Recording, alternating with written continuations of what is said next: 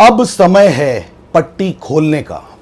दोस्तों नमस्कार, मैं हूं दीपक भांबरी और सबसे पहले मैं रिक्वेस्ट करता हूं कि आज इस वीडियो को आप जरूर अपने ज्यादा से ज्यादा दोस्तों में शेयर कीजिए, क्योंकि इस वीडियो की हिंदुस्तान के कोने कोने में पहुंचने की बहुत सख्त जरूरत है। दोस्तों आज की डेट है 5 मई सन 2020। लॉकडाउन को काफी कुछ दिन हो चुके हैं और आज की न्यूज है 7 रुपए पर लीटर दिल्ली सरकार ने डीजल का रेट बढ़ाया, यानी 1 लीटर डीजल का रेट 7 रुपए बढ़ गया। शराब की एक बोतल जो 100 रुपए की होती थी अब वो 170 रुपए की मिलेगी, यानी 70% रेट शराब में यानी लिकर में बढ़ाया। 1000 रुपए की जो बोतल थी अब उसके लिए आपको 1700 रुपए खर्च करने पड़ेंगे। दोस्तों लॉकडाउन के कुछ दिन बीत चुके हैं और इस तरह की खबरें अब आनी स्टार्ट हो चुकी हैं। दोस्तों डीजल का जो रेट बढ़ा है तो उसका डायरेक्ट असर ट्रांसपोर्टेशन पे पड़ने वाला है। ट्रांसपोर्टेशन पे असर पड़ने का मतलब होता है कि आपके घर में आने वाला दूध महंगा हो जाएगा, ब्रेड महंगा हो जाएगा, अंडे महंगे हो जाएंगे, सारी सब्जियां महंगी हो जाएंगी, फल महंगे हो जाएंगे, राशन महंगा हो जाएगा, या कुल मिला के अगर मैं शॉर्टकट में कहूं कि आज के बाद से हर चीज जिसकी आपके परिवार को सख्त जरूरत है, हर चीज महंगी होने वाली है।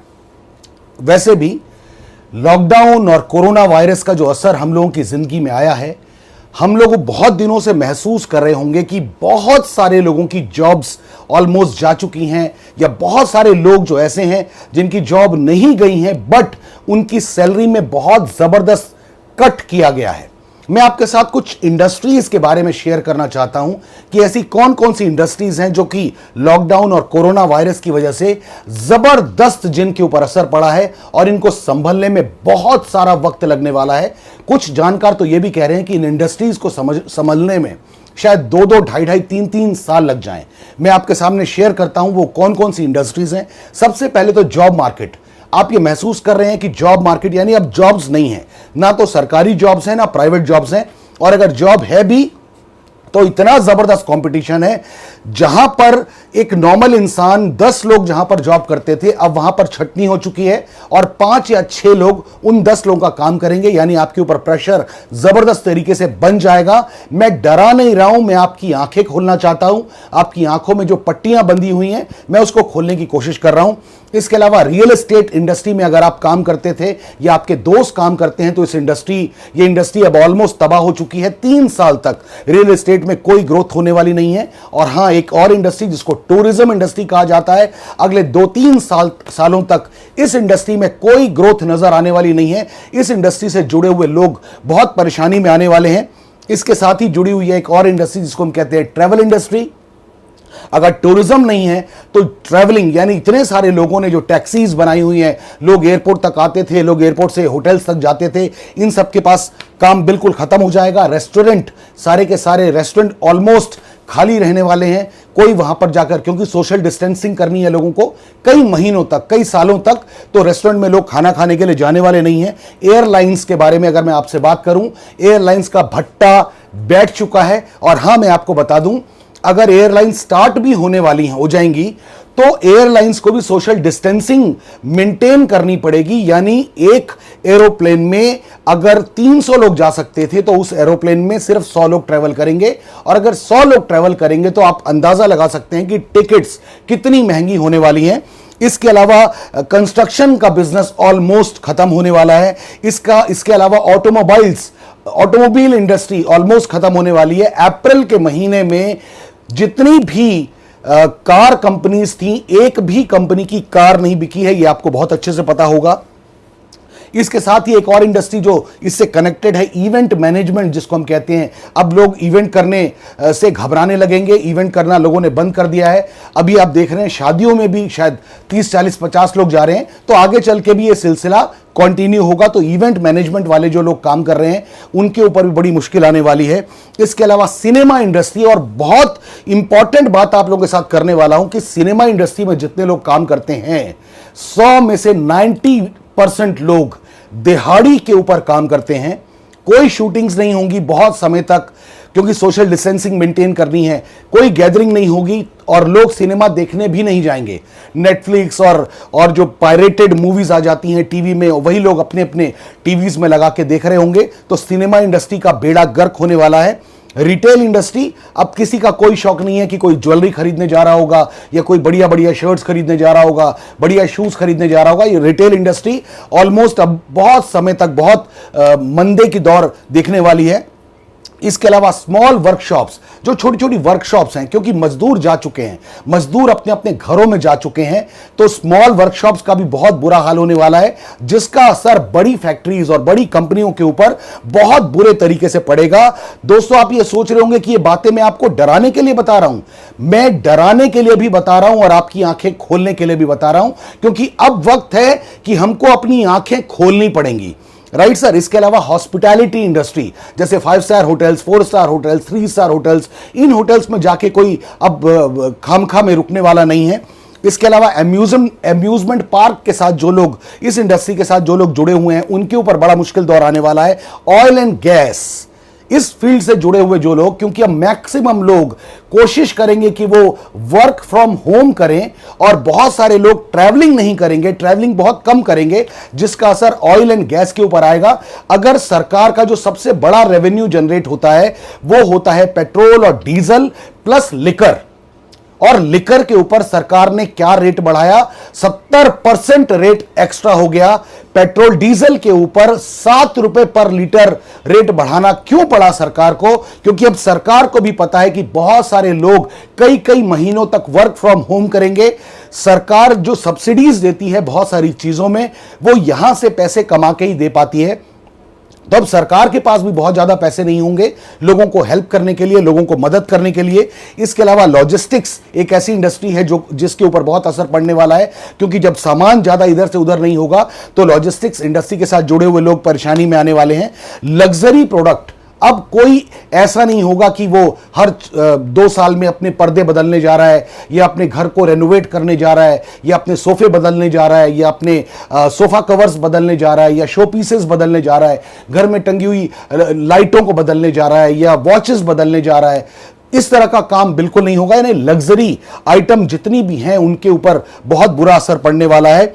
लोकल ट्रांसपोर्ट या जैसे ओला उबर है, लोग इससे भी अवॉइड करेंगे, क्योंकि लोगों को डर होगा क्या पता मुझसे पहले कौन बैठा था, क्या पता वहां पे प्रॉपर सैनिटाइजेशन हुआ है या नहीं हुआ है। तो इस इंडस्ट्री को भी बहुत असर पड़ने वाला है। उसके अलावा लाइव स्पोर्ट्स जैसे आईपीएल तो कैंसिल ही हो गया, लेकिन आईपीएल अगर कैंसिल हुआ तो आप ये मत सोचिए कि सिर्फ आईपीएल में प्लेयर जो थे उन्हें पैसे नहीं मिल रहे, उनका नुकसान हुआ। जी नहीं, स्टेडियम के साथ जुड़े हुए लोग, स्पोर्ट्स अथॉरिटी के साथ जुड़े हुए लोग, टीवी जहां पर उसका ब्रॉडकास्टिंग होना था उसके साथ जुड़े हुए लोग, यानी हर तरह की इंडस्ट्री के लोग, उसके साथ जो लाइव स्पोर्ट्स के साथ जो जुड़े हुए हैं, उनकी जिंदगी में बहुत असर पड़ने वाला है। इसके अलावा मैन्युफैक्चरिंग यूनिट्स के ऊपर बहुत सारा असर पड़ने वाला है, क्योंकि डिमांड कम हो रही है।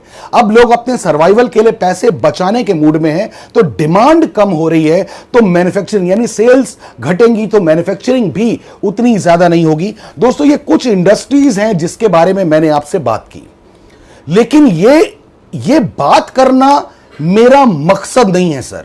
मेरा मकसद यह बताना है कि जो होना था वो हो चुका। जो कोरोना वायरस का इंपैक्ट आपकी जिंदगी में पड़ना था वो पड़ चुका। जो लॉकडाउन का इंपैक्ट आपकी जिंदगी में पड़ना था वो पड़ चुका। जो फाइनेंशियल इंपैक्ट हम सबकी जिंदगी में पड़ना था वो पड़ चुका। अब आगे क्या? और अब मैं वो बात करने वाला हूं जिस बात को करने के लिए मैंने ये वीडियो बनाना चाहा। अब मैं आपसे बात करने वाला हूं कि अब समय है आंखों से पट्टियां खोलने का।